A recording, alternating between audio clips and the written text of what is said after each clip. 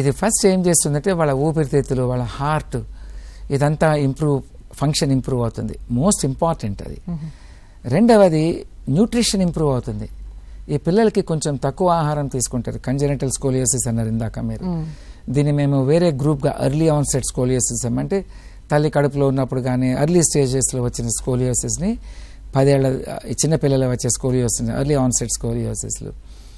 వీళ్ళు ఎప్పుడైతే రన్నింగ్ అది చేస్తారో, టెన్నిస్ ఆడతారో, షటిల్ ఆడతారో, బ్యాడ్మింటన్, వాలీబాల్ ఇవన్నీ ఆడుతుంటే వాళ్ళకి కొంచెం ఆకలి కూడా ఇంప్రూవ్ అవుతుంది. ఇంప్రూవ్ అయ్యి మంచి ఆహారం పిల్లలు తీసుకుంటారు. అది కొంతమందికి ఫిజియోథెరపీ చాలా ఇంపార్టెంట్. ఇందాక చెప్పాను మెడ వంకర టార్టికోలిస్ ఉన్న వాళ్ళకు ఫిజియోథెరపిస్టులు కొన్ని స్పెషల్ ఎక్సర్సైజెస్ చూపిస్తారు. అది తల్లి చిన్న బేబీస్కి చేయాలి.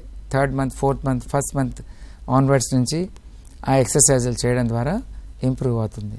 కానీ ఎప్పుడు దీన్ని డాక్టర్స్ చూసి రెగ్యులర్గా 6 monthly ఎక్స్రేస్ అవి తీసి, ఆ ఎక్స్రే తీసే విధానం కూడా స్టాండింగ్ ఎక్స్రే, సిట్టింగ్ ఎక్స్రేస్ ఇవి ఉంటాయి, అవి చేయాలి.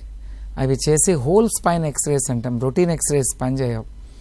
ఈ మెడ నుంచి చెవుల దగ్గర నుంచి హిప్స్ దాకా ఈ ఎక్స్రేస్ తీస్తాం.